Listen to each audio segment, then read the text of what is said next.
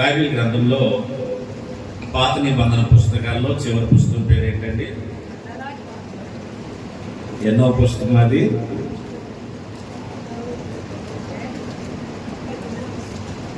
ఎన్నో పుస్తకం?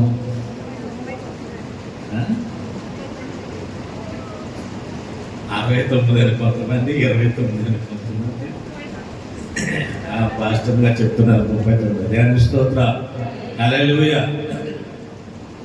పాత నిబంధన గ్రంథంలో చివరి పుస్తకం అయినటువంటి మలాకి, ఆ మలాకిని బట్టి కొన్ని మాటలు మనం తెలుసుకుందాం. ఆయన ఏం చెప్తున్నాడు, ఆయన ఎవరు, మరి ఇశ్రాయేల్ జనాంగాన్ని గురించి ఏం తెలియజేస్తున్నాడు అనేటువంటిది ఈరోజు కొన్ని విషయాలు మనం తెలుసుకుందాం. మలాకి గ్రంథంలో 1వ అధ్యాయము 1వ వచనాన్ని మనం చదువుకుందాం. ఇశ్రాయేలీలను గురించి మలాకి ద్వారా పలుకబడిన యెహోవా వాక్కు. చాలండి, చిన్న ప్రార్థన చేద్దాం. ప్రేమగల తండ్రి, మీ వందనాలు చెల్లిస్తున్నాం నాయన. ఈ యొక్క వాక్యాన్ని చదివించారు, వాక్యం ద్వారా నాతో మాట్లాడండి, మా అందరితో మీరు మాట్లాడండి, మీ నామాన్ని హెచ్చించుకోనండి. నన్ను మమ్మల్ని అందరినీ కూడా మీ యొక్క స్వాధీనంలో ఉంచుకుని బలపరుచుకోండి. యేసు నామం అడుగుచున్నాను పరమ తండ్రి, ఆమేన్. ఇక్కడ చదవబడినటువంటి ఈ వాక్య భాగంలో ఈ మలాకి గ్రంథాన్ని ఎవరు రాశారని అంటే, ఎవరు రాశారండి? మలాకియే రాశాడు. అక్కడే వ్రాయబడి ఉంది కదా, మలాకియే రాశాడు. ఈ మలాకి ప్రవక్తలందరిలో కూడా ఒక ప్రవక్త. ఇశ్రాయేలు ప్రజలందరికీ కూడా చివరి ప్రవక్త అన్నమాట. అయితే ఈ ప్రవక్త పేరు ఏంటంటే మలాకి. అంటే అర్థం ఏంటంటే దేవుని రాయబారి. మలాకి అనగా దేవుని రాయబారి అని అర్థమిస్తుంది. ఈయన ప్రభు అయినటువంటి యేసుక్రీస్తు వారు ఈ భూమి మీదకి రాకముందే ఇంచుమించు ఈ మలాకి గ్రంథాన్ని ఎప్పుడు రాశాడు అని అంటే, యేసు ప్రభు వారికి ముందు, అంటే క్రీస్తు పూర్వం 400 సంవత్సరంలో నుండి 440వ సంవత్సరం వరకు కూడా ఈ యొక్క గ్రంథం రాయబడింది. ఈ మలాకి గారు ఈ గ్రంథాన్ని వ్రాసిన తర్వాత ఈ గ్రంథానికి మత్తయి సువార్తకి మధ్యలో 400 సంవత్సరాలు ఏ ప్రవక్త లేడు. అందుకే ఈయన చివరి ప్రవక్త అన్నారు. అయితే ఇశ్రాయేలు ప్రజలు ఎక్కడి నుండి వచ్చారు? ఐగుప్తు దేశంలో నుండి కనాను దేశం వరకు నడిపించబడ్డారు. ఈ యొక్క కనాను దేశానికి వచ్చినప్పటికీ వీరి యొక్క ఉద్దేశాలు, వీరి ప్రవర్తన, ఇశ్రాయేలు యొక్క పరిస్థితి ఎలా ఉంది అని అంటే, వీళ్ళు ఇంకా విగ్రహారాధులుగానే ఉన్నారు. ఐగుప్తు ఆచారాలు వీరిలో ఇంకా పోలేదు. అదే విధంగా ఉంటూ అనేక మంది చనిపోయారు. వీళ్ళు మార్పు చెందుతారని దేవుడు ఎంతగానో ఎదురు చూచాడు. యెరూషలేముకు వచ్చారు. యెరూషలేములో కూడా అనేక సంవత్సరాలు ప్రభువు ఎదురు చూచాడు. వీరు చూసిన చిన్న వీరి యొక్క ఉద్దేశాలు, మనస్తత్వాలు, ఆచారాలు, యొక్క విగ్రహారాధన అనేటువంటి వీరిలో నుండి పూర్తిగా పోలేదు. ఇక అత్యరీతిగా ఉన్నప్పుడు ఆ యొక్క యెరూషలేముని మరి వేరే దేశానికి ప్రభు అప్పగించేశారు. బబులోను దేశానికి అప్పగించేశారు. వీరు ఆ బబులోను దేశంలోనికి వెళ్ళిపోయారు. బబులోను దేశానికి వెళ్ళిపోయినటువంటి తర్వాత అక్కడ ఇంచుమించు 70 సంవత్సరాలు అక్కడ ఉన్నారు. అక్కడ నుండి మళ్ళా ఈ 70 సంవత్సరాలు అయినటువంటి తర్వాత వారు ఎక్కడికి వెళ్ళాలైనా సరే వెళ్ళవచ్చు. అటు తర్వాత మళ్ళీ వీళ్ళు ఎక్కడికి వచ్చారని అంటే, మళ్ళా యెరూషలేముని బాగు చేసుకున్నారు. యెరూషలేములోనికి వచ్చారు. యెరూషలేములోనికి వచ్చినప్పటికీ కూడా వీరి ప్రవర్తన మారిందా అని అంటే, వీరి ప్రవర్తన మారలేదు. వీరు ఎలా ఉన్నారు అని అంటే, ఇంకా వీరిలో ఉండేటువంటి ఆలోచన విధానం ఎలా ఉందనంటే ఆచారం, ఐగుప్తు దేశంలో ఉన్నటువంటి ఆ సాంప్రదాయాలు, ఇవన్నీ కూడా ఇంకా అలాగే ఉన్నాయి. ఇవి మాత్రం పోతూ ఉండటం లేదు. దేవుడు ఇంకా కొంతకాలం వరకు వారిని అలా చూస్తూనే ఉన్నాడు. ఇటువంటి సమయంలో ఆ బబులోను దేశంలో ఉన్నటువంటి పారసీక రాజులు అనేటువంటి వారు ఏం చేశారు అని అంటే,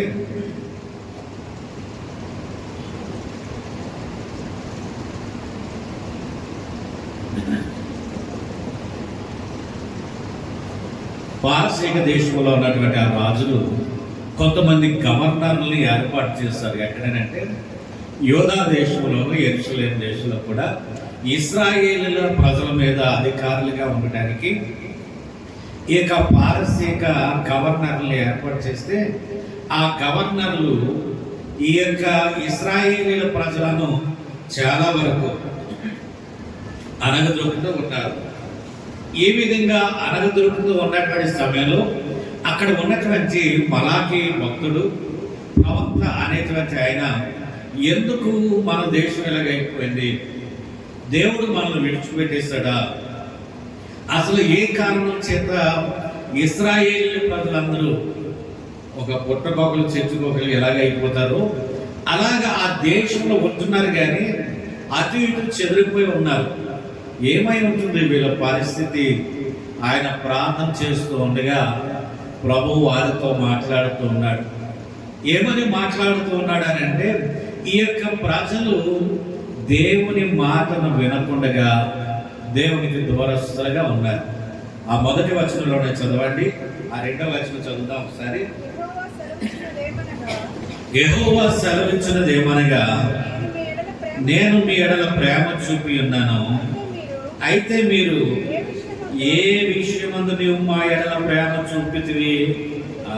చాలా ప్రభు అయినటువంటి దేవుడు ఇక్కడ ఏమంటున్నాడనంటే, నేను మిమ్మల్ని ఎంతగానో ప్రేమిస్తున్నాను, ప్రేమ చూపిస్తున్నాను అని ప్రభు అంటుంటే, ఇశ్రాయేలు ప్రజలు అంటున్నారు, ఏ విధంగా ప్రేమ చూపించావు, మా పరిస్థితులు ఎలాగైపోయినాయి, ఏ విధమైనటువంటి ప్రేమ అంటే దేవుని ప్రేమను వీరు అర్థం చేసుకుండగా వ్యతిరేకించే విధంగా, దేవుణ్ణి తప్పు పట్టే విధంగా, దేవుని మీద కోపాన్ని చూపిస్తూ వ్యతిరేకమైనటువంటి భావాల్ని వీళ్ళు కలిగి ఉన్నారు. ప్రభువు అంటున్నాడు, నేను ప్రేమిస్తూ ఉన్నాను వీరిని, అయినను నా ప్రేమను పొందుకుని నన్ను ఆరాధించడం మానేస్తారు, నాకు ఇవ్వవలసినటువంటి బలులు అర్పించడం మానేస్తారు, వారి ఇష్టానుసారంగా వారు జీవిస్తున్నారని ప్రభువు బాధపడుతూ ఉన్నాడు.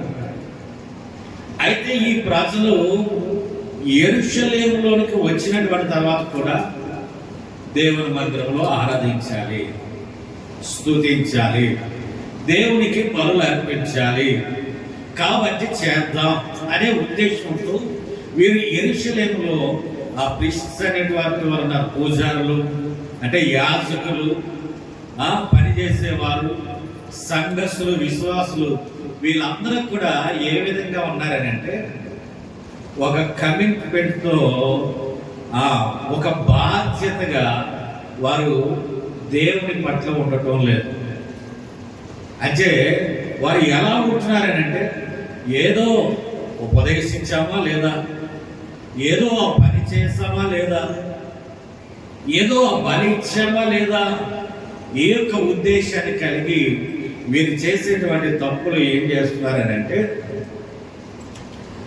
దేవునికి బలి ఇవ్వాలి అని అన్నప్పుడు వీరు ఇచ్చే బలి ఏ విధంగా ఉంటుందనంటే, వారు బలి ఇవ్వటానికి ఏ విధమైనటువంటి తీసుకొచ్చేవారనంటే, ఏ కుంటిదో,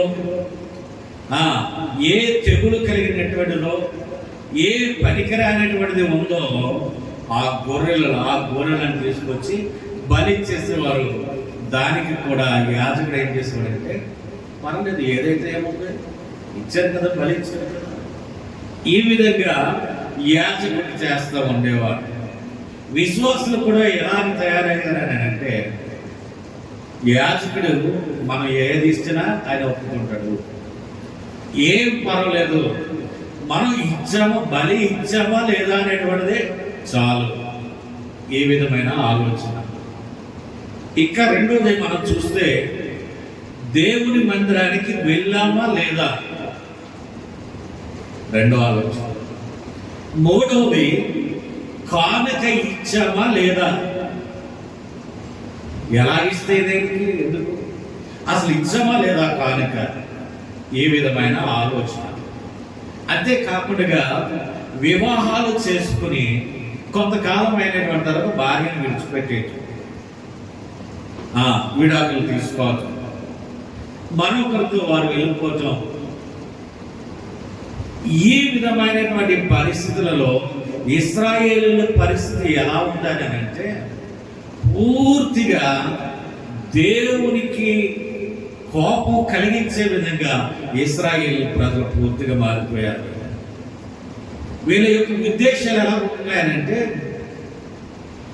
వీరిని వీరే గౌరవించుకోవడం, పొగట్టుకోవడం, నేను చేసేది కరెక్ట్, వీళ్ళని వీళ్ళే హెచ్చించుకుంటున్నారు, దేవుణ్ణి కించపరుస్తూ ఉన్నారు, దేవునికి దూరస్తులైపోతూ ఉన్నారు వీళ్ళు. ఇదంతా చూస్తున్నటువంటి ప్రభువు చాలా బాధపడుతూ ఉన్నాడు. వీరి మీద కోపం రగిలిపోతుంది. ఈ బ్రతుకు మాకు ఎందుకు వచ్చింది, దేవునికి మనం దూరస్తులుగా ఉన్నాం కదా, అందుచేతనే ఈ బ్రతుకు మనకు వచ్చింది, ఈ బ్రతుకు మా వద్దు, మార్చుకుందాం అని ఆలోచన ఇశ్రాయేలీయుల ప్రజల్లో ఉందని అంటే ఇశ్రాయేలీయుల ప్రజలు ఆ విధంగా లేరు. అందుచేతనే వీరందరి కొరకు ఈ భక్తుడైనటువంటి మలాకి ఏం తెలియజేస్తున్నాడు, రాబోయేటువంటి మెస్సయ్య వస్తున్నాడు, మీరందరూ కూడా మార్పు చెందండి. మీరందరూ ఆ మెస్సయ్య రాబోతూ ఉన్నాడు. మీ యొక్క ఉద్దేశాలు, మీ ప్రవర్తన, మీ యొక్క పనితీరు ఏది కూడా ఆయనకి ఇష్టం కాంతిగానే ఉంది. కాబట్టి మీరందరూ మారండి అని ఆయన చెప్తూ ఉంటే వీరేమీ మారటం లేదు. వీరి ఉద్దేశాలు, వీరి అన్ని కూడా ఎలా ఉన్నాయని అంటే దేవునికి ఇష్టం కానటువంటి విధంగానే వారు వ్యవహరిస్తూ ఉన్నారు. అటువంటి సమయంలో మలాకీ గారు తెలియజేస్తున్నాడు. ఏం తెలియజేస్తున్నాడు అని అంటే ఒకటి యాజకులను బట్టి తెలియజేస్తున్నాడు, విశ్వాసాలను బట్టి తెలియజేస్తున్నాడు, దేవుని ప్రజలైనటువంటి ఇశ్రాయేలీయులు ఎలా చెడిపోయారో దాన్ని బట్టి తెలియజేస్తున్నాడు. అంతేకాకుండా వారు ఏ విధంగా ఉండాలో, వారు ఒకవేళ మాట వినకుండా, వారు మారు మనసు పొందకుండా అదే విధంగా వాళ్ళ జీవితాన్ని కొనసాగిస్తే ప్రభువు ఏం చేస్తానని అంటున్నాడో ఈ 4 అధ్యాయాల్లోనూ మలాకి చాలా చక్కగా రాశాడు. 1వ అధ్యాయం, 2వ అధ్యాయం, 3, 4 అధ్యాయాలు మాత్రమే ఉన్నాయి. ఈ 4 అధ్యాయాల్లోనూ ఆయన రాస్తూ ఉన్నాడు. ఆ రాసినటువంటి మాటల్లో మనం చూసినట్లయితే అక్కడ అంటున్నాడు, మలాకి 1వ అధ్యాయం 6వ వచనంలో అక్కడ ఒక మాట రాయబడి ఉంది, కుమారుడు తన తండ్రిని గణపరచును కదా, దాసుడు తన యజమానుని గణపరచును కదా, నా నామమును నిర్లక్ష్య పెట్టి యాజకులారా, నేను తండ్రినైతే నాకు రావలసిన ఘనత ఏమైనా, నేను యజమానుడైతే నాకు భయపడువాడు ఎక్కడ ఉన్నాడు అని అంటున్నాడు. ప్రభు అయినటువంటి దేవుడు ఎంత బాధ కలిగి హెచ్చరిస్తున్నాడు అని అంటే ఇక్కడ ఉన్నటువంటి యాజకులను, ఇక్కడ ఉన్నటువంటి ఇశ్రాయేలీయుల ప్రజలను ఆయన హెచ్చరిస్తూ ఉన్నాడు.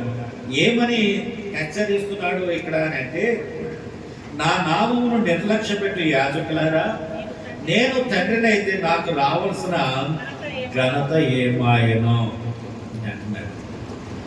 ఎందుకు ఈ మాట అంటున్నాడు అని అంటే అక్కడ ఉన్నటువంటి యాజకుడు సరైనటువంటి వాడు కాకపోతే విశ్వాసులు అందరూ కూడా దారి తొలగిపోయి బొత్తిగా చెడిగిపోతారు.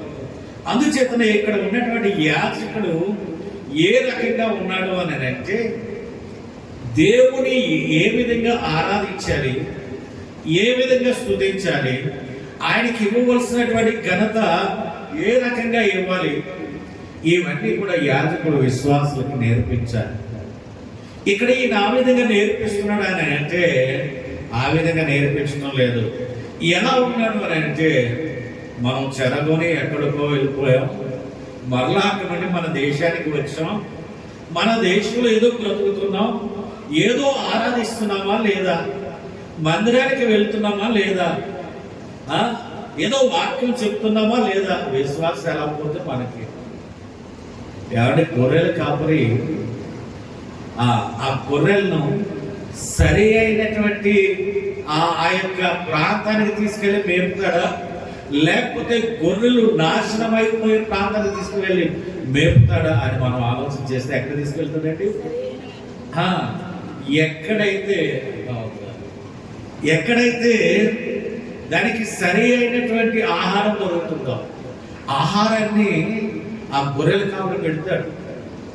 ఆ గొర్రెలు ఆ యొక్క ఆహారాన్ని తిని బలం పొందుకుంటాయి, చక్కగా పిల్లలు పెడతాయి, తన మంద పెద్దదవుతుంది. అదే విధంగా మనం ఆలోచన చేస్తే ఈ యొక్క ఇశ్రాయేలు యొక్క యాజకుడు ఆ విధంగా ఉన్నాడు అని అంటే విశ్వాసులకి సరి అయినటువంటి ఆహారం పెట్టడం లేదు, సరి అయినటువంటి ఆహారం పెట్టడం లేదు, సరి అయినటువంటి రీతిలో వారిని పెట్టడం లేదు. ఎలా ఉన్నాడు అని అంటే నెల అయ్యేటప్పటికి నాకు జీతం వస్తుంది కదా అంటే జీతాన్ని నమ్ముకుని ఆ జీతం కొరకే ఎదురు చూస్తున్నాడు. కానీ ఆ జీతం ఎందుకు వస్తుంది, ఎవరు ఇస్తున్నారు అనే ఆలోచన జ్ఞానాన్ని మర్చిపోయి ఈ యొక్క యాజకుడు అనేటువంటి వాడు ధర్మశాస్త్రాన్ని తీసుకుంటున్నాడు. ఏదో చెప్పానా లేదా, వాళ్ళు వింటున్నా వినకపోయినా ఏదో నేను చెప్పానా లేదా, ఏది చెప్పినా చెప్పకపోయినా నా జీతం నాకు వచ్చేస్తుంది అని కొంచెం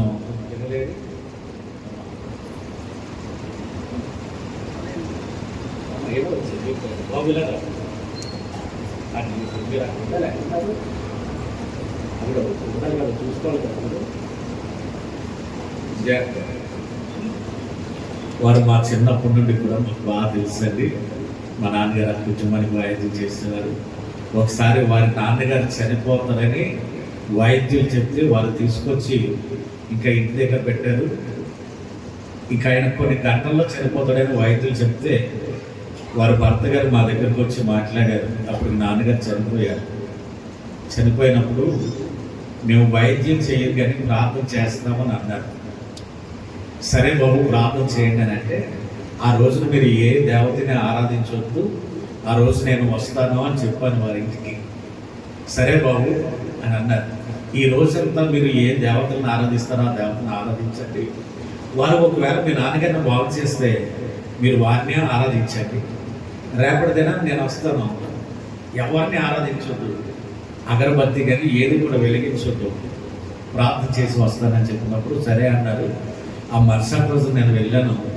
నేను వెళ్ళి వారి తండ్రి గారికి తల దగ్గర నుంచి అరికాల వరకు సిలువ గుర్తు వేసి ప్రార్థన చేసి వారి తండ్రి గారి చెవిలో మాట చెప్పాను, నేను పాపిని నాయన, నన్ను క్షమించి నన్ను బ్రతికిస్తే బ్రతికినంత కాలం నీ గురించి చెప్పుకుంటాను, నన్ను క్షమించు అనే మాట మీరు చెప్పండి అన్నాను.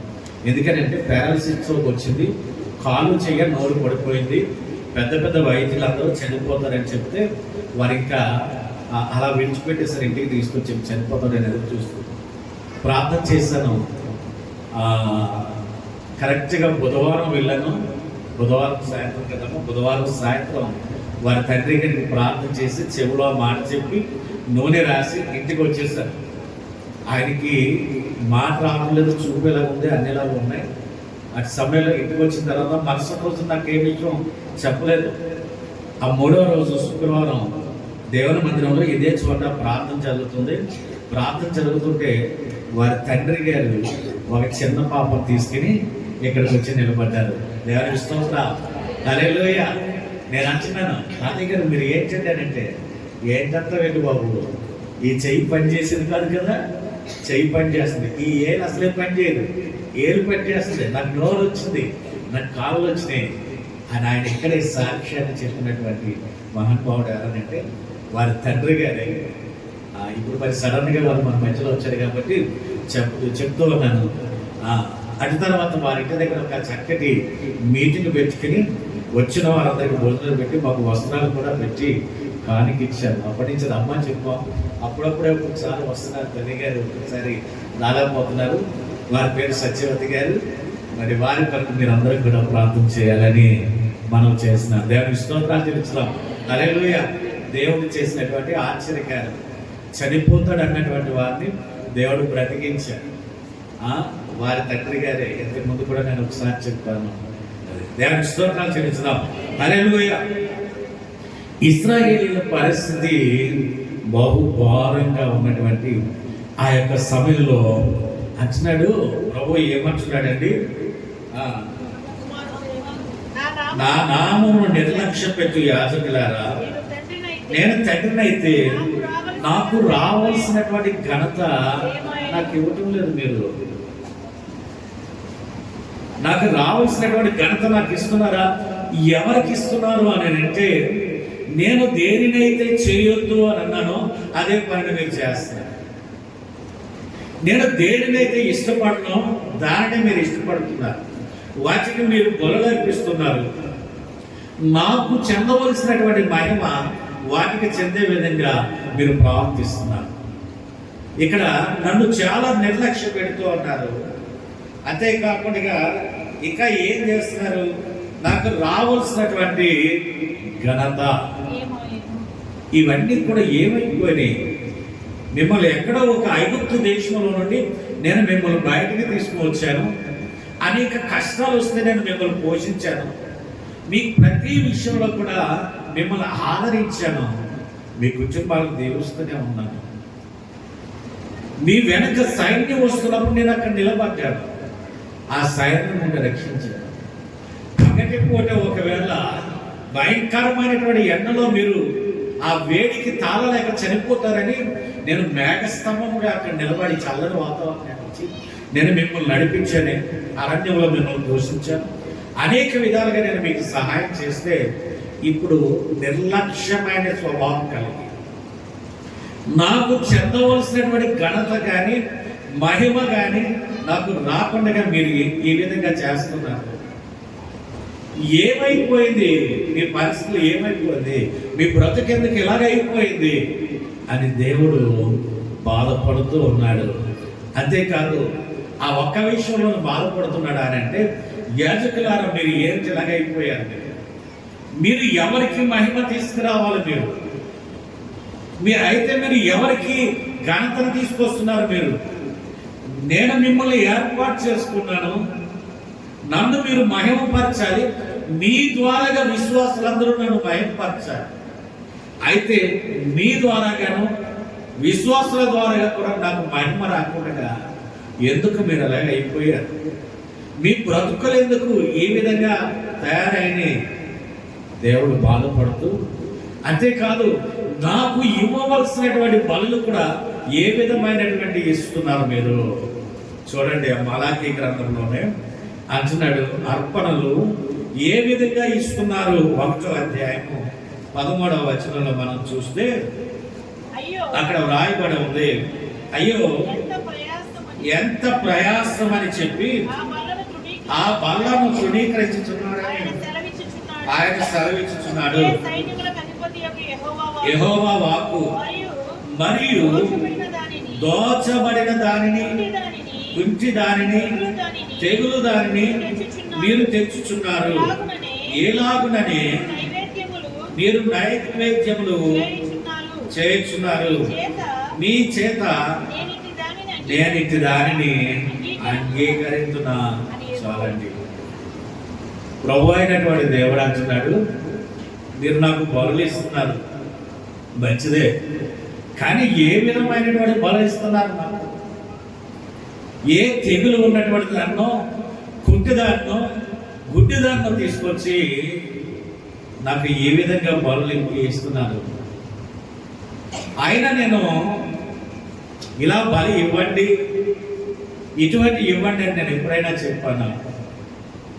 మోషే ధర్మశాస్త్రంలో బలి గురించి నేను ఏ విధంగా నేను మీకు చెప్పాను. అయితే మీరు ఏం చేస్తున్నారంటే, నాకు బలి ఇవ్వాలి అని అంటే వేరే ఒకరిది దోచుకొచ్చి అది నాకు బలిస్తున్నారు. అంతేకాకుండా ఏది ఇస్తే ఏమిటి అన్నట్టుగా పుట్టిదాన్ని తీసుకొచ్చి మీ మందలో నుండి బలిశ్రేయాన్ని మీ దగ్గర పెట్టుకుంటున్నారు. చక్కగా ఉన్నటువంటి ఆ యొక్క పశువులన్నీ మీ దగ్గర పెట్టుకుంటున్నారు. మీకు పనికిరాని అన్ని తీసుకొచ్చి నాకు ఇస్తున్నారు. ఆ పనికిరాని ఏంటి? గుడ్డిది తెగులు కలిగినటువంటిది. ఈ విధమైనటువంటి తీసుకొచ్చి నాకు ఈ విధంగా బలిస్తున్నారు. అవన్నీ నేను అంగీకరిస్తానా? చూడండి, ప్రభు అంటున్నాడు, మీకు పనికిరానివి తీసుకొచ్చి నాకు ఇస్తున్నారు. అవన్నీ నేను అంగీకరిస్తానా? నేనైతే మీకు శ్రేష్టమైనటువంటి అన్ని మంచివన్నీ నేను ఇవ్వాలి, మీరు మాత్రం నాకు ఇచ్చే ఏమిస్తున్నారు?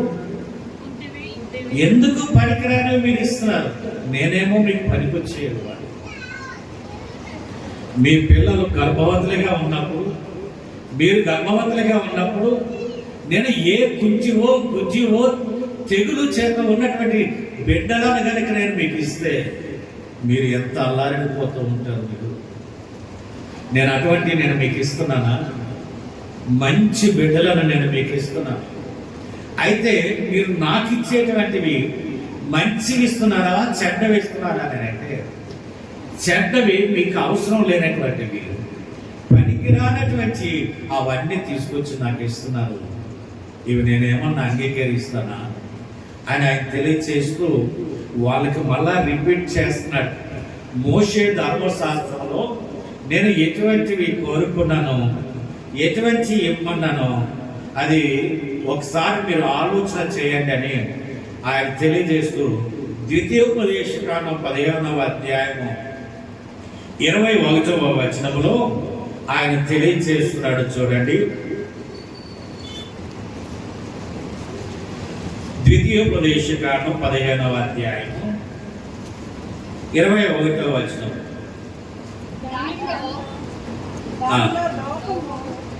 దానిలో లోపము అనగా దానికి కుంచితనమైనను గ్రుడితనమైనను మరి ఏ లోపమైనను ఉండిన యెడల నీ దేవుడైన యెహోవాకు దానిని అర్పింపకూడదు. మోషే ధర్మశాస్త్ర ప్రకారంగా ప్రభు వాగ్దానం చేస్తాడు ఇశ్రాయేలీ ప్రజలకి. ఏమని వాగ్దానం చేశాడు అని అంటే, నీవు దేవునికి బలి ఇవ్వాలనుకున్నప్పుడు నీ మందలో నుండి శ్రేష్టమైనటువంటి వాటిని, ఏ లోపం కూడా లేనటువంటి వాటిని తీసుకొచ్చి నీ దేవునికి బలి ఇవ్వాలి.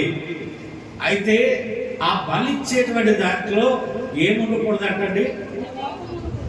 ఏ లోపం ఉండటానికి వీల్లేదు. అంటే మనంతా చదువుకున్నాం కదా, గురుడ్డిది కానీ పుట్టిది కానీ ఏ తెగులు ఉన్నటువంటిది కానీ.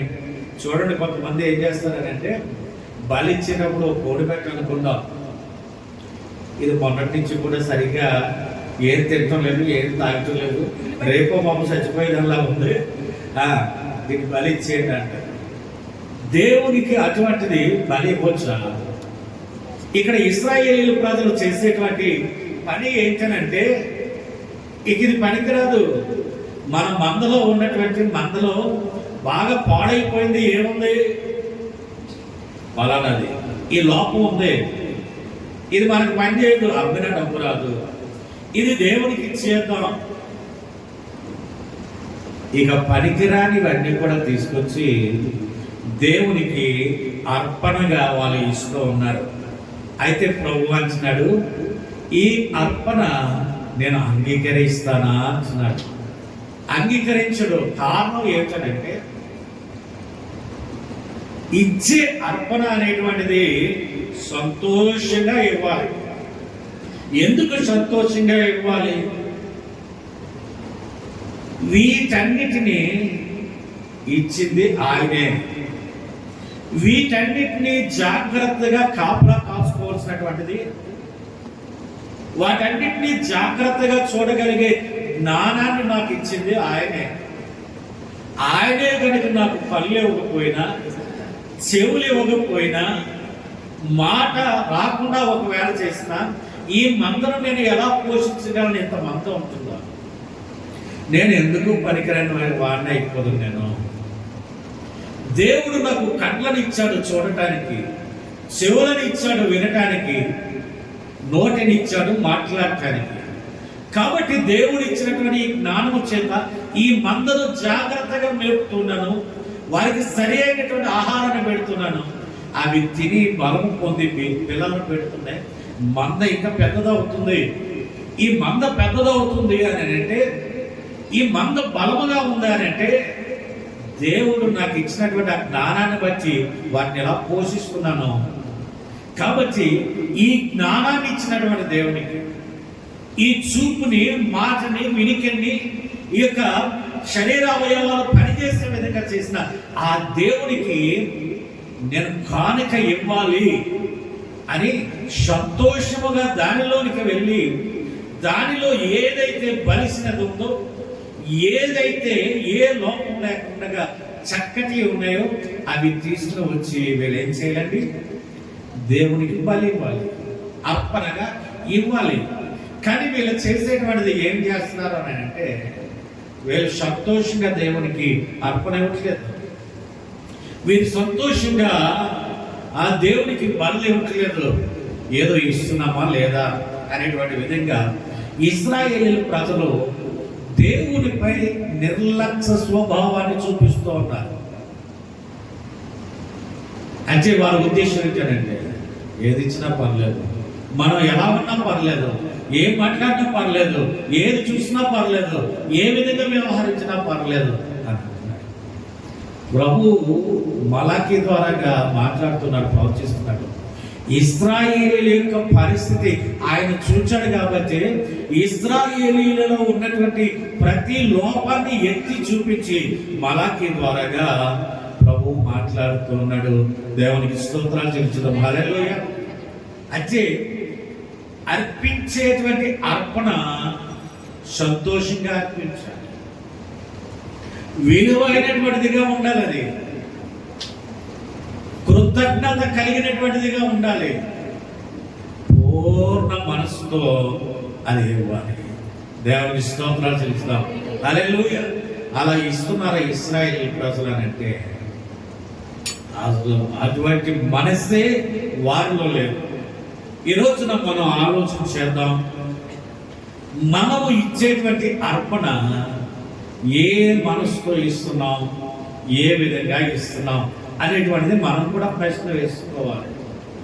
దేవుని పిల్లలను ఆయన ఖచ్చితంగా ఆయన చూస్తూ ఉంటాడు. ఆయన మనం ఎక్కడ ఉన్నా, ఏమి చేస్తున్నా, ఒకవేళ దేవుని యొక్క మందిరంలోకి వెళ్ళినా, దేవుని యొక్క మందిరంలో ఏ విధంగా అర్పణ ఇస్తున్నాం, దేవుని మందిరంలోనికి వెళ్ళినటువంటి మనము ఏ విధంగా ప్రభువుని ఆరాధిస్తున్నాం, మనం ఎందుకు వెళ్తున్నామో చూస్తాడండి.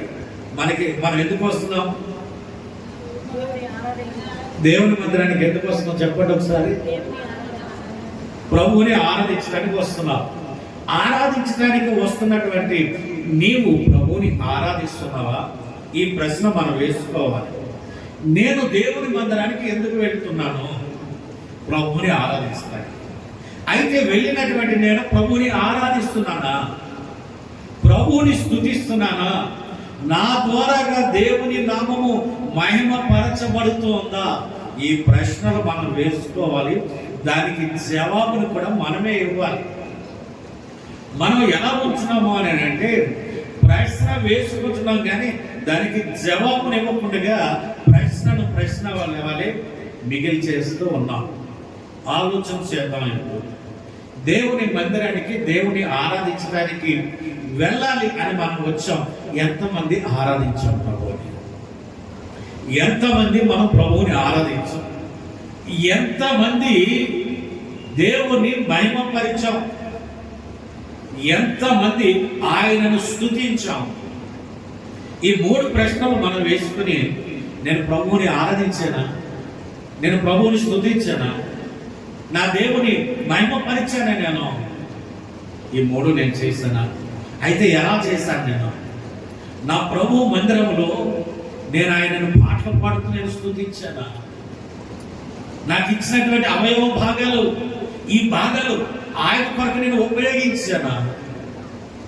ఏ రకంగా నేను మహిమపరిచాను అనేటువంటిది మనం ఆలోచన చేయాలి. ఆయన ప్రత్యేకించి చెప్తున్నాడు, నీ యొక్క అర్పణ ఏ విధంగా ఉంది, నీ యొక్క బలి ఏ విధంగా ఉంది.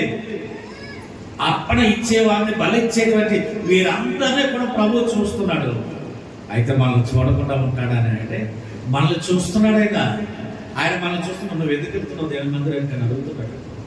నా మందిరానికి నువ్వు ఎందుకు వెళ్తున్నావు? నువ్వు ఏ కారణం చేత వెళ్తున్నావు? ఏదో వెళ్ళాలని వెళ్తున్నావా? నిర్లక్ష్య స్వభావంతో ఒకవేళ వెళ్తున్నావా? ఏదో కనిపించడానికి, నేను వచ్చానని కనిపించడానికి వెళ్తున్నావా? నువ్వు ఏ కారణం చేత వెళ్తున్నావు నువ్వు అని ప్రభు మనల్ని ప్రశ్న వేస్తున్నాడు. గమనించుదాం, మనందరం కూడా ఆలోచించుదాం. దేవుని మందిరానికి వెళ్ళేది ఆయనను స్తుతించడానికి. ప్రభు స్తోత్రాలు తెలుసుదాం. హల్లెలూయా. ఒకసారి నీ ఉంటే నాకు చాలు యేసయ్యా వారితో అందరం కలిసి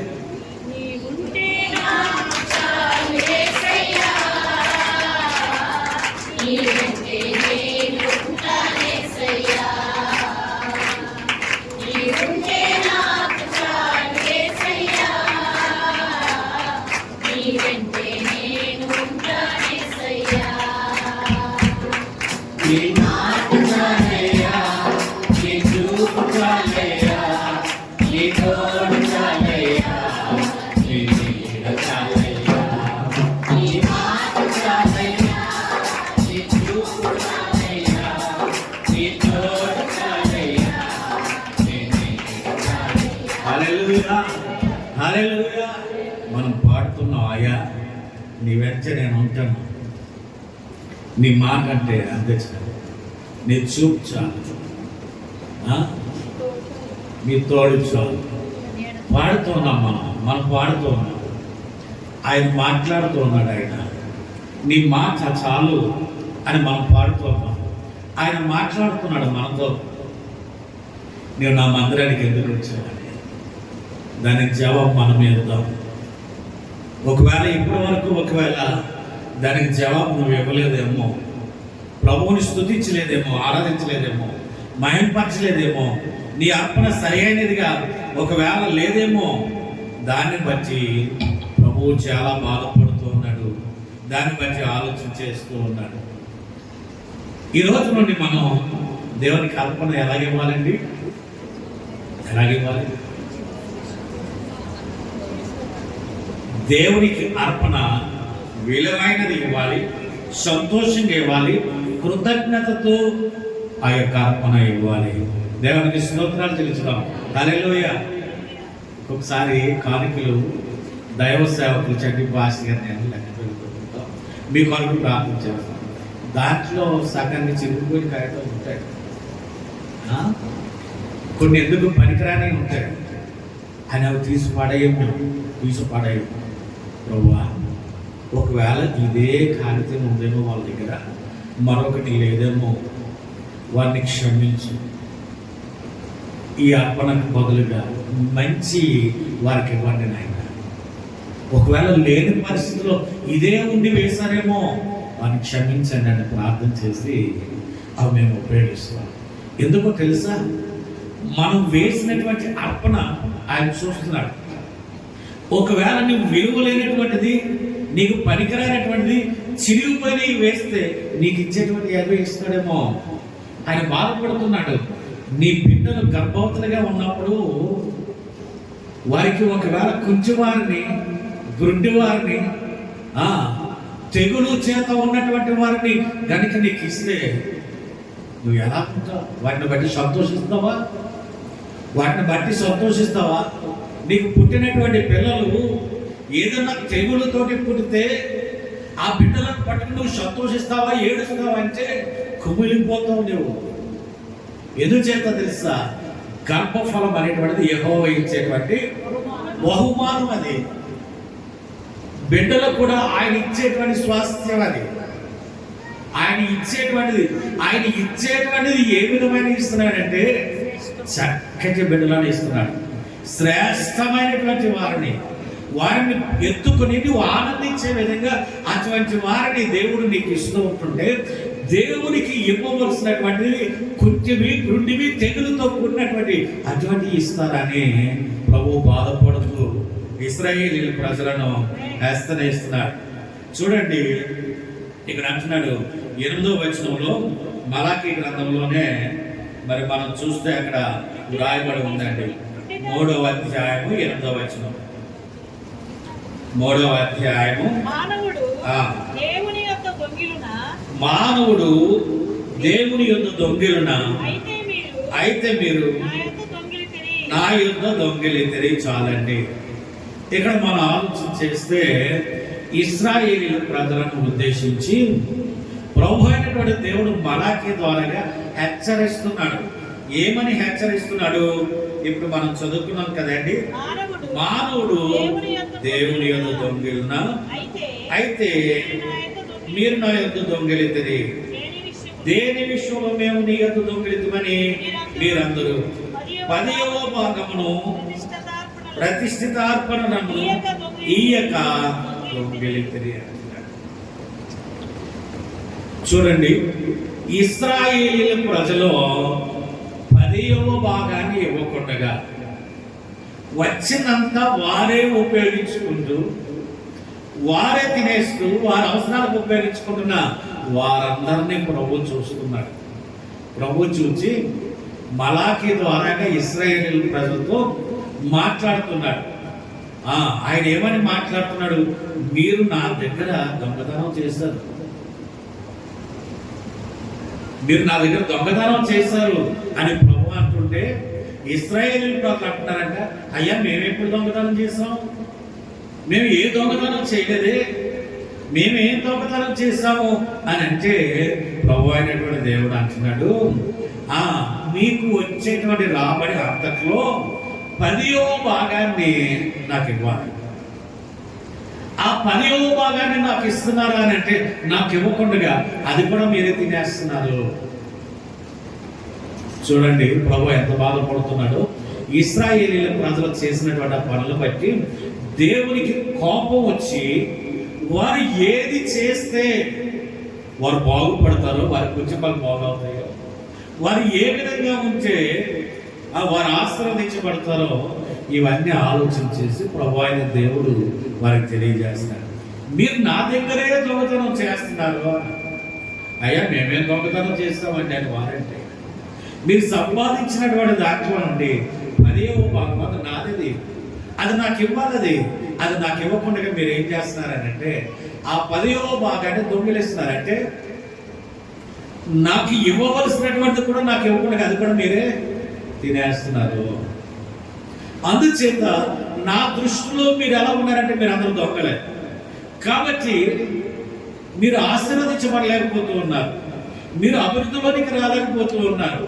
మీ పంట పొలాలు క్షీణిస్తున్నాయనంటే, ఆ పంటలు సరిగా పండటం లేదనంటే, మీ కుటుంబాలు సంతోషంగా ఉండటం లేదనంటే, అనారోగ్యాల చేత బాధపడుతున్నారంటే, కారణం ఏంటనంటే, నాకు ఇవ్వవలసినటువంటి 10వ భాగాన్ని నాకు ఇవ్వటం లేదు, అది కూడా మీరే తినేస్తున్నారు.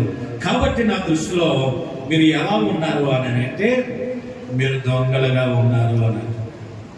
అయితే ఇశ్రాయేల్ ప్రజలు వారు అంటున్నారు, అయ్యా మేము నీకు ఇవ్వకపోవటానికి గల కారణం ఏంటి తెలుసా? వచ్చింది మాకే సరిపోవట్లేదు, మేము చేసిన అప్పులకి కొంత కట్టుకుంటున్నాం, మేమేమో కొనుక్కోవాలని కొంత చేస్తున్నాం, దేనికింత దానికింత మరొక దానికింత అని మేము ఇవన్నిటికీ డబ్బులు పెట్టేటప్పటికి ఇక మిగిలిందేముందు ప్రభు, ఇక నీకు ఏమి ఇవ్వగలవు చెప్పు. మమ్మల్ని నీవు అర్థం చేసుకోకపోతే ఇంక ఎవరు అర్థం చేసుకుంటారు? అప్పులకి ఎంత కడుతున్నాం, ఇంట్లో కిరాణాకి ఎంత అయిపోతుంది, ఇంకా మేము బయట ఏదో తీసుకొచ్చాం దానికి ఎంత ఖర్చు అయిపోతుంది, మాకు వచ్చిన జీతం అంతా కూడా ఏ విధంగా అయిపోతుంది, ఇక మిగిలేదేముంది ఆయన మా దగ్గర. ఇక నీకు ఇవ్వటానికి మాకేం సరిపోతుంది, అందుచేతనే ఇవ్వలేకపోతున్నామని ఇశ్రాయేలీయుల ప్రజలు అన్నప్పుడు ప్రభు అయినటువంటి దేవుడు ఏమంటున్నారో తెలుసా? మొదట నా రాజ్యమును నా నీతిని వెతకండి, అటు తర్వాత మీకేది కావాలో అవన్నీ కూడా నేను మీకు ఇస్తాను అని అంటున్నాను. దేవునికి స్తోత్రం చెల్లించండి. హల్లెలూయా. వీళ్ళు ఏమంటున్నారు? వీళ్ళు అయ్యా వచ్చింది ఏం సరిపోతుంది మాకు, అప్పులు ఖర్చుకోవటానికి, ఇంట్లోకి అవి తెచ్చుకోవటానికి, పోషించబడటానికే సరిపోవట్లేదు. ఇక మేము మీకు ఎలాగివ్వాలి? మమ్మల్ని ఏం అర్థం చేసుకోకపోతే ఎవరు అర్థం చేసుకుంటారు? ఇశ్రాయేలు చాలా తెలివైనలు కదండి. ఈ యొక్క తెలివి చేత ఎంత చక్కగా వీళ్ళు ఈ మాట్లాడిన దీంట్లో లేవు. కొన్ని గ్రంథాలు అవన్నీ కూడా గ్రంథాల్లో రాయబడాలి అని అంటే ప్లేస్ సరిపోదాన్ని ఉంటాయి. అయ్యా మేము ఎలాగించుకోగలం, వచ్చింది మాకే సరిపోవట్లేదు అని అంటే ప్రభు చక్కటి మాటను అంటున్నాడు. మొదట నా రాజ్యము నా నీతిని వెతకండి, అప్పుడు అవన్నీ మీకు దొరుకుతాయి అంటున్నాడు. దేవునికి స్తోత్రాలు చెల్లించుదాం. ఈ యొక్క ఇశ్రాయేలీయుల ప్రజల్ని మీరు బాగుండాలి అని అంటే, మీరు ఆశీర్వదించబడాలంటే నాకు ఇవ్వవలసింది మొదటి మీరు నాకు ఇచ్చేయండి. అటు తర్వాత లేమిలో నేను మీకు సమృద్ధిగా నేను మీకు ఇస్తాను అని తెలియజేస్తున్నాడు. దేవునికి స్తోత్రాలు చెల్లించుదాం. హల్లెలూయా. మొదట ఏం చేయాలంటండి? మొదట మీరు ఏం చేయాలంటే నాకు ఇవ్వవలసింది నాకు మొదట ఇచ్చేయండి. మొదట మీరు నాకు ఇచ్చేస్తే, నాకు ఇవ్వాల్సింది నాకు ఇచ్చేస్తే, మీకు ఏది అవసరమో మీకు ఏది ఇవ్వాలో ఆ లేమిలోనే నేను మీకు కావాల్సిన అన్ని ఇస్తాను. ఎలాగిస్తానో తెలుసా? ఆయన ఎటువంటి వాడు తెలుసా? అడుగువా చన్నిటి కట్టెను, ఊహించువా చన్నిటి కట్టెను, అత్యధికమైనటువంటి శక్తి గల గొప్ప దేవుడు మన దేవుడు. చప్పలు కొడుతూ దేవుని నామమున ఆయన వచ్చుదాం. హల్లెలూయా, హల్లెలూయా. ఆయన ఇచ్చేటువంటిది ఎలా ఇస్తాడు అని అంటే సమృద్ధి అయినటువంటిది ఇస్తాడు. ఇది లేదు అది లేదు అనుకోవడానికి వీలు లేదు. మనం సంతోషించే విధంగా దేవుడు ఇస్తాడు. అయితే ఇవ్వటానికి నువ్వు బాధపడవద్దు, ఇవ్వటానికి నువ్వు సంతోషంగా. ఒక పాట ఉంది కదా, సంతోషంగా ఇచ్చేవాడిని దేవుడు ఎంతో. పాడండి, పర్లేదు పాడండి.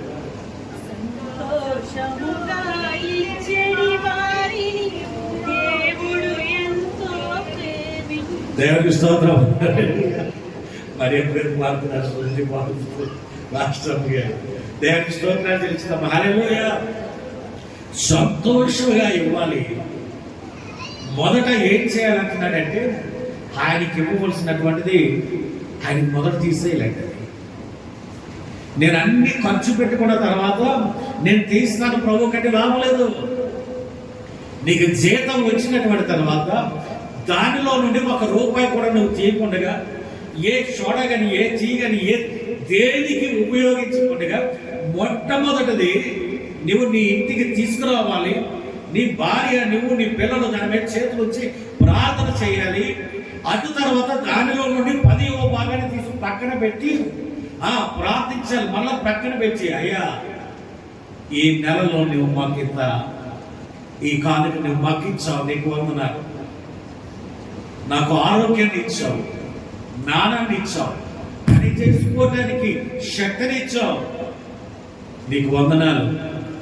ఇది నాది కాదు, ఈ 10వ భాగాన్ని నీ మందిరములో ఇవ్వడానికి ఇది తీసుకొచ్చాను, మిగిలిన దాన్ని నువ్వు ఆశీర్వదించండి ప్రభువా అని మొట్టమొదట ఆ యొక్క జీతాన్ని పట్టుకుని నువ్వు ప్రార్థన చేయవలసిన బాధ్యత నీ మీద ఉంది.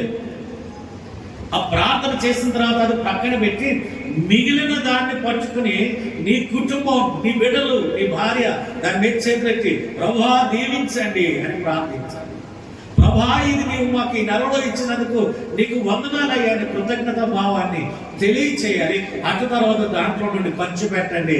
దేవుడు ఎట్టి రీతిగా ఆశీర్వదించాలో, ఎట్టి రీతిగా నీ అవసరాలు తీర్చాలో, ఎట్టి రీతిగా ఆ లేమిలో దేవుడు నీకు సహాయం చేయాలో సమృద్ధైనటువంటి సహాయాన్ని దేవుడు మీకు చేస్తాడు. దేవునికి స్తోత్రాలు తెలుస్తాం.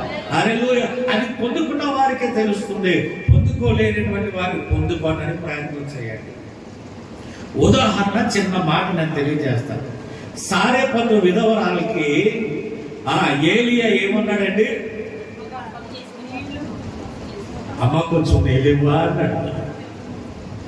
అలాగే మా వారి నీళ్ళు గురించి వెనక్కి వెళ్ళింది.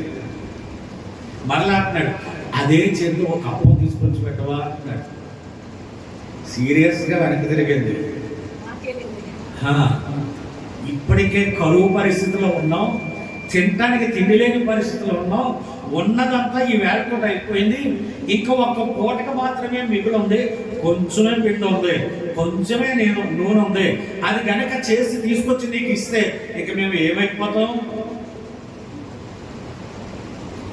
నీకు తెలియదా బాబు, నేను తినడానికి ఒక పూటకే ఉంది, ఆ ఒక్క పూటది నీకు ఇచ్చేస్తే మా బ్రతుకులు ఏమైపోతాయి? ఈయనేమీ అంటలేదు, చెప్పింది చేయి, నువ్వు వెళ్ళి మొట్టమొదటి అప్పాన్ని చేసి నాకు తీసుకుని రా అంటున్నాడు. ఇప్పుడు మనసు ఎలా ఉంది? ఈ ఒక్క అప్పం చేసి ఆయన్ని తీసుకొచ్చి ఇస్తే ఆ పిండి తరిగిపోతుంది. బలహీనంగా ఉన్న నా కొడుకు పరిస్థితి ఏంటి, నా పరిస్థితి ఏంటి? ఒకరోజు ముందే చచ్చిపోతాం మేము తిండి లేక. బాబు అని అంటే ఆయన అంటున్నాడు, మొట్టమొదటి అప్పాన్ని చేసి నాకు తీసుకురా, ఆ తర్వాత నీకు నీ కొడుక్కి తయారు చేసుకో అంటున్నాడు. చెప్పింది విన్నదా లేదా అండి? విన్నదా లేదా? విన్నది, అలాగే అన్నది. మనసులో ఎన్నో ఆలోచనలో ఎవరో దైవజనుడు మొట్టమొదటి అప్పాన్ని తీసుకురమ్మన్నాడు, తీద్దాం, చేద్దాం. ఒక ఎక్కడి నుంచో వచ్చాడు, ఆయన ఆకలి తీర్చుదాం. వెంటనే మొట్టమొదటి అప్పాన్ని చేసి ఆయనకి ఇచ్చింది. ఇప్పుడు నీ కొడుకు నువ్వు చేసుకో అంటున్నాడు. ఆ దుడ్డులో నుండి పిండి తీస్తుంటే ఏమవుతుంది? పిండి తరగటం లేదు. ఆ గుడ్డులో నుండి నూనె తీస్తుంటే నూనె తరగటం లేదు. లేమిలో నుండి దేవుని దీవెన ఆశీర్వాదాలు పొంగి పొరలు వస్తూ అనే దేవుని కారణం ఏమిటి? దేవునికి ఇచ్చేటువంటిది మొట్టమొదటిది. అది కృతజ్ఞత భావంతోనూ సంతోషంతోనూ ఆ మొట్టమొదటిది అర్పణగా ఆయనకి ఇవ్వాలి. అంతే. దేవునికి స్తోత్రాలు తెలుస్తున్నాం. హల్లెలూయా. మన జీవితంలో మనం అన్ని తెచ్చుకున్న తర్వాత మిగిలింది దేవునికి ఇవ్వటం కాదు. మొట్టమొదటిది అది ఏం చేయాలంటండి? దేవునికి ఇవ్వాలి. దేవునికి ఇవ్వకుండా ఒకవేళ ఆయనకు తెలుసు కదండి, నా కుటుంబ పరిస్థితి తెలియదా, నా అప్పుల పరిస్థితి తెలియదా, నాకుండే ఇబ్బందులు తెలియదా అని ఒకవేళ ఆయనకి ఇవ్వవలసినటువంటిది మొట్టమొదటిగా ఆయనకి ఇవ్వకుండా అది మనమే ఖర్చు పెట్టేసుకున్నాం అనుకుందాం. ప్రతి మానవుడు ఏ విధంగా అయితే ఆ కరువు బాధతో బాధపడుతున్నాడో అదే కరువు మన మీద వస్తుంది. సారెపతు విధవరాలు మొదటి అప్పాన్ని చేసి ఆయనకి ఇవ్వకుండా నేను ఇవ్వను, నా పరిస్థితి దేవునికి తెలియదేచ్చని ఆమె తనకున్నటువంటి పిండిని గనక ఆ అప్పము చేసుకుని ఆవిడ కొడుకు తింటే ఆ మరుసటి రోజు అయిపోను, ఆ మూడో రోజున వాళ్ళు చచ్చిపోవాలి. వాళ్ళు ఇచ్చుట ద్వారా ఆశీర్వాదాన్ని పొందుకున్నారు. మనమేం చేద్దాం? బాధపడుతూ సనుగుకొంచు ఎందుకు వచ్చింది ఇది అని అనుకుంటూ మనం దేవునికి ఇద్దామా? దేవునికి ఇచ్చేటువంటిది, అయ్యా నా జీవితంలో ఎంత నీకు ఇచ్చినా అది తక్కువేనా? మనం ఒక మాట అంటాం, లోకల్ సార్ నీ రుణాన్ని తీర్చలేమంటారు చూసారా?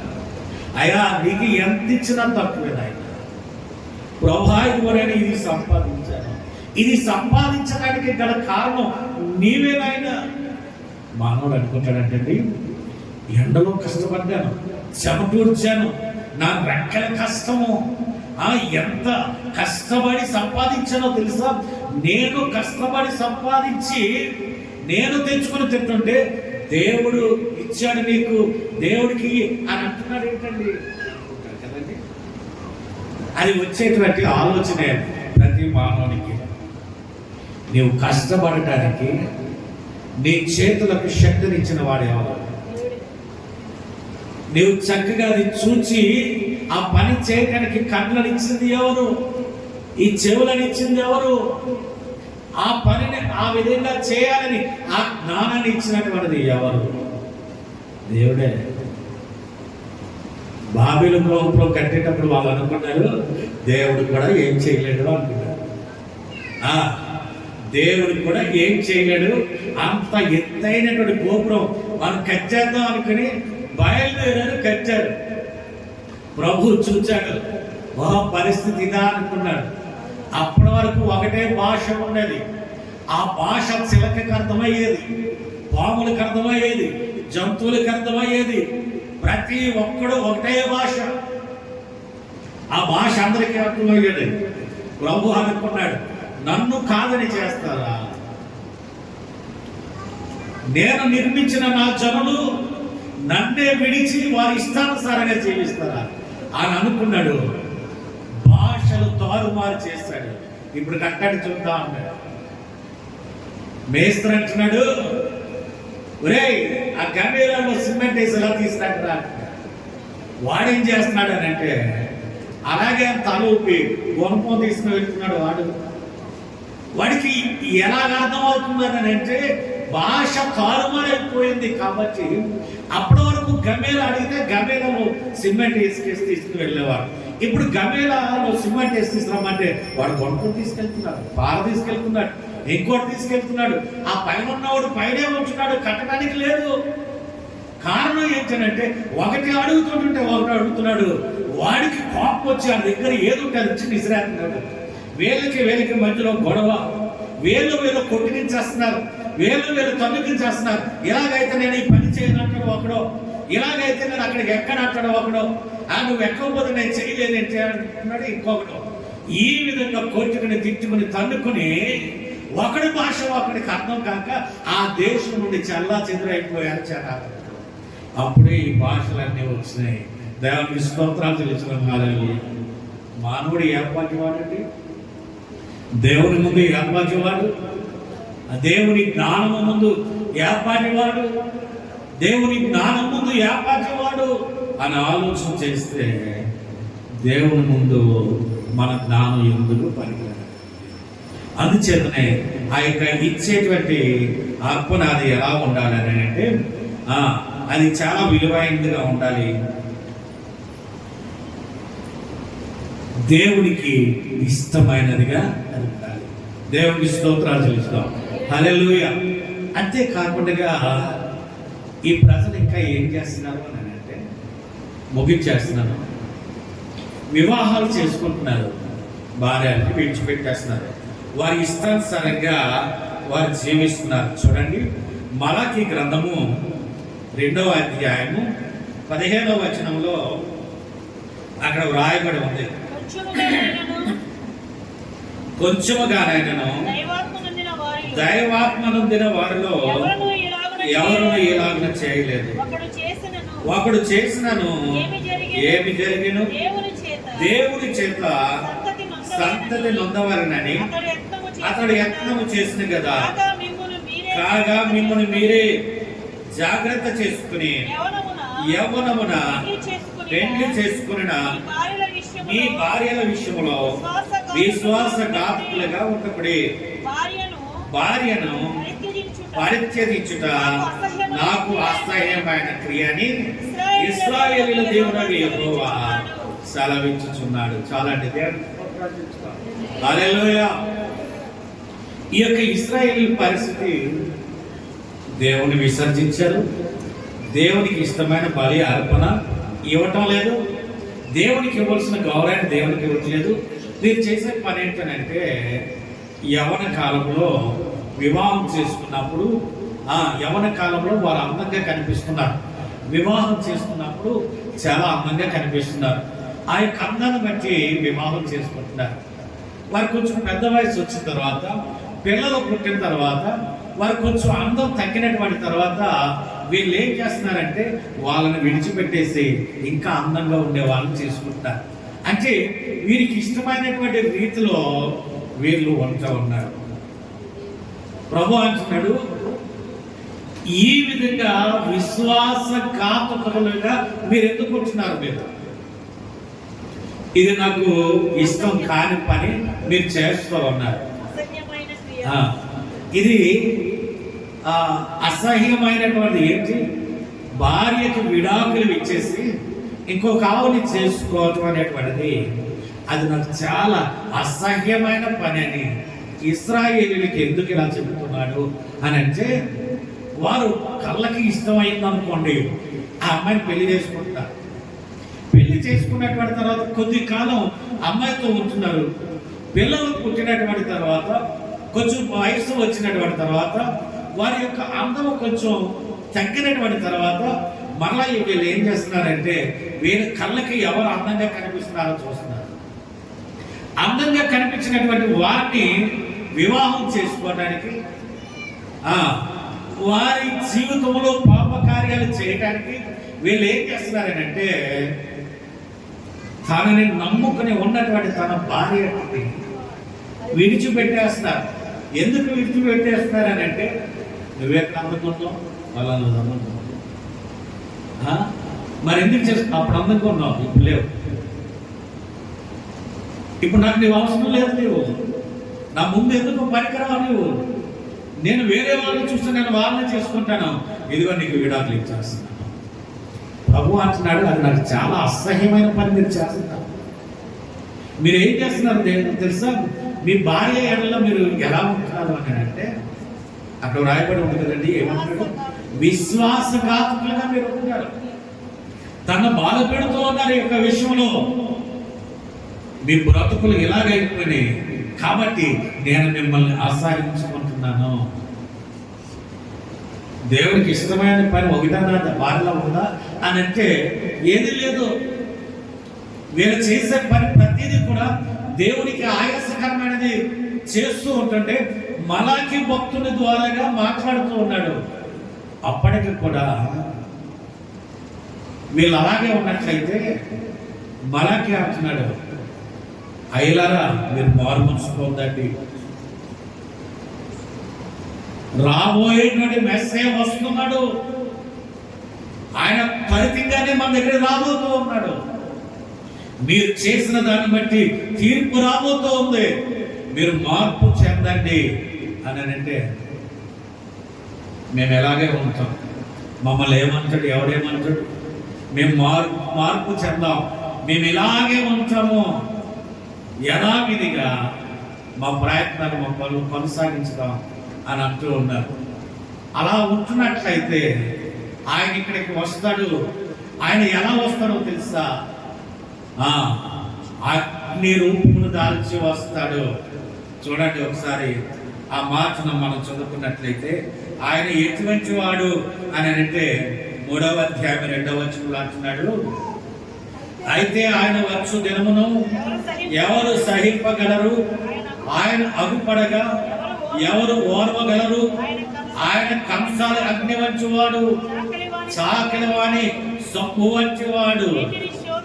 దేవునికి స్తోత్రాలు తెలుసు. ఆయన ఎటువంటి వాడు తెలుసా? కంసాలి అగ్ని వంటివాడు, చాకలి వాణి సొప్పు వంటివాడు. నీకు ఎక్కడ మరకైతే ఉందో ఆ మరకను ఏ విధంగా వదిలించాలో ఆయనకు తెలుసు.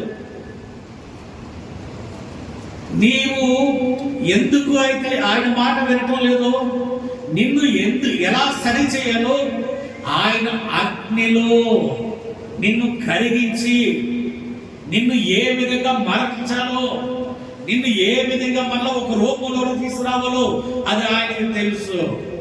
జాగ్రత్త అని ఈ యొక్క మలాకి భక్తులు తెలియజేస్తున్నాడు.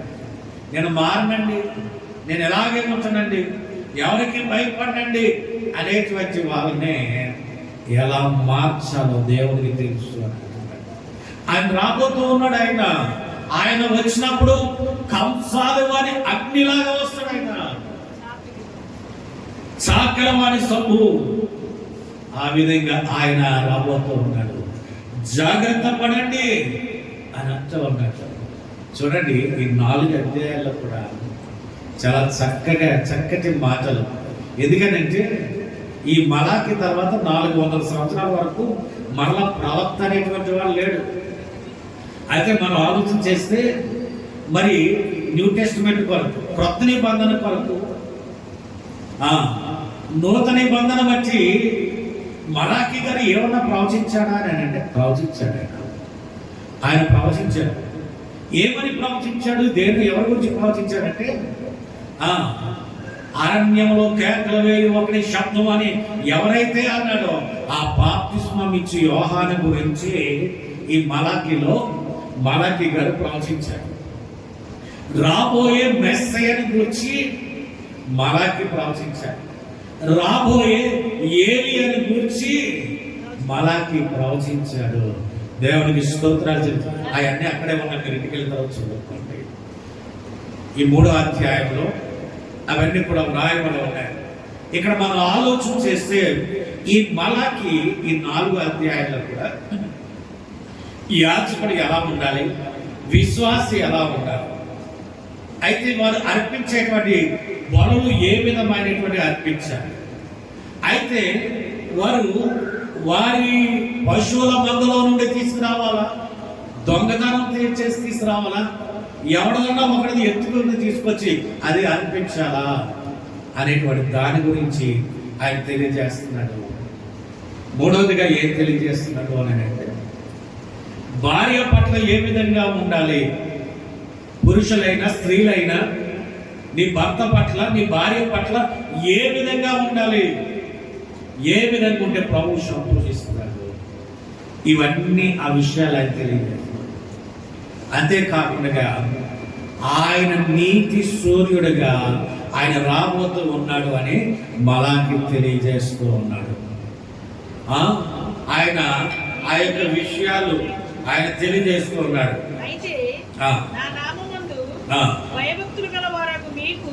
4వ అధ్యాయం 2వ వచనం, నీతి సూర్యుడు ఉదయించును, అతని రెక్కల క్రింద ఆరోగ్యం కలుగును. ఆయన అంటున్నాడు, ఒక ఆయన వస్తున్నాడు. ఆయన ఎవరనంటే ఆయన నీతి సూర్యుడు, ఆయన రెక్కల క్రింద నీకు ఆరోగ్యం ఉంటుంది. నీతి సూర్యుడు అనగా ఎవరనంటే ప్రభు అయినటువంటి యేసు క్రీస్తు వారే. ఆ నీతి సూర్యుడు వస్తున్నాడు. ఆయన రెక్కల క్రింద కనుక నీవు ఉన్నట్లయితే నీకు ఆరోగ్యం కలుగుతుంది, నీకు దీవెన కలుగుతుంది. దేవుని యొక్క రాజ్యానికి నువ్వు వారసుడు అవుతావు. ఆయన రాబోతూ ఉన్నాడు. ఆయన తెలియజేస్తూ ఆయన అంటున్నాడు. ఇక్కడ మలాకిలోనే 3వ అధ్యాయం 1వ వచనంలో ఆయన అంటున్నాడు, ఇదిగో నాకు ముందుగా మార్గము సిద్ధపరచుటకై నేను నా దూతను పంపుచున్నాను. మీరు వెతుకుచున్న ప్రభువు అనగా మీరు కోరు నిబంధన దూత తన ఆలయమునకు హఠాత్తుగా వచ్చిన, ఇదిగో నాకు ముందుగా పంపుచున్నటువంటి దూత. ఆ దూత ఎవరు అని అంటే బాప్తిస్మం ఇచ్చు యోహాను. ఆ దూత సేమ్ అదే మాట మత్తయి సువార్తలో కూడా ఆయన తెలియజేస్తున్నాడు. 11వ అధ్యాయము 10వ వచనంలో మత్తయి సువార్త 11వ అధ్యాయము 10వ వచనంలో కూడా అదే మాట తెలియజేస్తున్నాడు. చూడండి, 11వ అధ్యాయము 10వ వచనం, ఇదిగో నేను నా దూతను నీకు ముందుగా పంపుచున్నాను, అతడు నీ ముందర నీ మార్గమును సిద్ధపరచును. దేవునికి స్తోత్రాలు చెల్లించుదాం. హల్లెలూయా. ఆయనకు ముందుగా రాబోయేటువంటి మెస్సయ్యకు ముందుగా ఒక దూతను పంపుచూ ఉన్నాను. ఆ దూత ఎవరంటే యోహాను, బాప్తిస్మం ఇచ్చి యోహాను. అటు తర్వాత వచ్చేటువంటిది మెస్సయ్య రాబోతూ ఉన్నాడు. ఆయన వచ్చినప్పుడు నీ యొక్క పరిస్థితి నువ్వు సరి చేసుకో, లేకపోతే ఆయన అగ్నితో చాకడ వంటి సబ్బుతో నిన్ను సరి చేయటానికి ఆయన వస్తున్నాడు. నువ్వు మారు మనసు పొందు అని తెలియజేస్తున్నాడు. ఇశ్రాయేలీయుల ప్రజలు వారి జీవితాలు మార్చుకున్నారా అని అంటే దానిలో కొంతమంది మార్చబడ్డారు. వారు ఆశీర్వదించబడతారని వారి గురించి రాయబడింది. మార్చబడలేనటువంటి వారికి తీర్పు ఉంది, వారిని అలాగే విడిచిపెట్టండి, నేను చూసుకుంటాను అని అంటున్నాడు. అయితే మనం ఆలోచన చేసినట్లయితే మనం ఎలా ఉన్నాం, మన జీవిత విధానం ఎలా ఉంది, మనం జీవించే విధానం ఎలా ఉంది, మనం ఈ లోకంలో ఉండగా మనం ఎలా ఉండాలి, దేవుని పట్ల మనం ఎలా ఉంటున్నాం అనేటువంటిది ప్రతిదీ మనం ప్రశ్న వేసుకోవాలి. మనం ఏ విధంగా జీవిస్తున్నాం, ఏ విధంగా దేవునికి ఇష్టలుగా ఉంటున్నాం, ఏ విధంగా దేవునికి ఆయాసకరంగా జీవిస్తున్నాం, ఏ విధంగా ఆయనకి ఇష్టలుగా మనం బ్రతుకుతున్నాం, మనలను మనం ప్రశ్న వేసుకుందాం. రాబోయే ఆయన కొరకు ఎదురు చూద్దాం. ఆయనకి ఇష్టలుగా జీవించి ఆయన రాజ్యంలో మనం ప్రవేశించుదాం. దేవుడి యొక్క మాటలు మనం ఇంట్లో దీవించి ఆశీర్వదించుగాక. ఆమేన్. చిన్న ప్రార్థన చేద్దాం. ప్రేమ గల తండ్రి, మీకు వందనాలు నాయన. ఇంతవరకు మాతో మాట్లాడిన దేవా మీకు వందనాలు. వినిన వాక్యాన్ని ప్రభా ప్రతి ఒక్కొక్కరి హృదయంలో అది ధ్యానం చేసుకుని ప్రభా నీకు ఇష్టలుగా జీవించే వాక్యాన్ని ప్రతి ఒక్కొక్కరికి దయచేయండి. ప్రతి ఒక్కరూ ప్రశ్న వేసుకుని దానికి జవాబును వారు ఇవ్వగలిగే ఆ యొక్క మనసును ప్రతి ఒక్కరు దయచేయండి. యేసు నామమున అడుగుచున్నాను పరమ తండ్రి.